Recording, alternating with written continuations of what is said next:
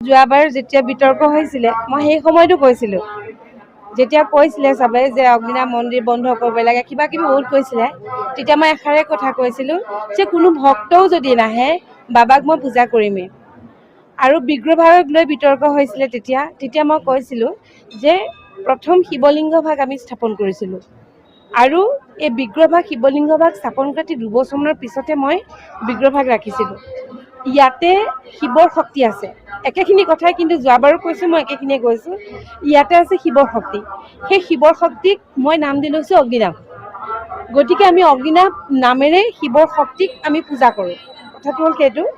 গতিকে বিগ্ৰহভাগ যেতিয়া ৰাতিপুৱা আহি পেলাই আমাৰ ইয়াত পূজাৰী কৰ্মচাৰীসকল আহি প্ৰথমতে দেখা পাই মোক গৈ কৈছেগৈ, অলপ সময় মোৰ দুখ লাগিছে, যিহেতু তেওঁক মই সৰু ল'ৰা ছোৱালীৰ নিচিনাকৈ লালন পালন কৰোঁ। নেদেখি পেলাই বহুত কান্দিলোঁ মই অলপ সময়। তাৰপিছত মোৰ মন আকৌ ষ্ট্ৰং, যে কান্দিলেও মোৰ এটাই ভাৱ যে বাবাৰ শক্তিক কোনো নিব নোৱাৰে। তো সেই ভাগ গ'ল যদি মই বেলেগ এভাগ হ'লেও স্থাপন কৰি ল'ম, কিন্তু মোৰ মনত মানে এইটো পুৰাকেই দৃঢ় বিশ্বাস যে বাবা য'তেই থাকে আহিব, মানে ওলাব, তাৰমানে মোৰ মনত এইটো দৃঢ় বিশ্বাস। তাৰপিছত মই ষ্ট্ৰং কৰিলোঁ, নাই মই যাওঁ, পূজা মুঠতে কৰিমেই, মই যেনেকৈ কৰিব লাগে কৰিমেই। ঠিক মই কাপোৰ কানি ঠিক পিন্ধিছোঁ, পিন্ধি মেলি মই ইয়াত চাব আহিছোঁ। ঠিক 45 মিনিটমানৰ সময়ৰ ভিতৰত, কাৰণ তেতিয়া মই বাবাক কৈছোঁ, বাবা তুমি ইমান ৰাইজক তুমি আশীষ দিয়া, চবেই সমাধান পায়, গতিকে তোমাৰ বিগ্ৰহভাগ কেনেকৈ নিব পাৰিলে।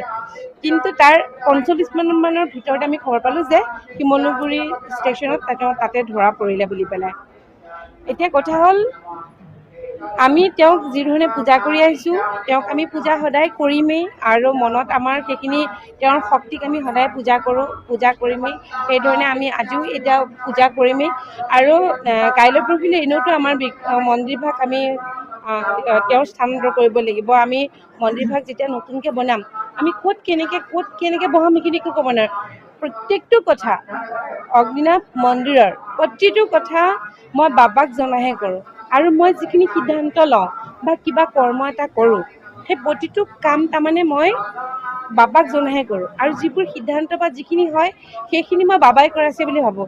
কিন্তু এই যে আজি হেৰালে বা নিলে, এইটো মই কিবা এটা বাবাৰে কিবা এটা বুলি মই ভাবিছোঁ। তাৰমানে এইটো মই নিগেটিভ নাই ভবা, কিন্তু একদম অন্তৰৰ পৰা মই এই স্থানতকৈ বাবালৈ চাই কৈছোঁ, এইটো মই কিন্তু নিগেটিভ নাই ভবা।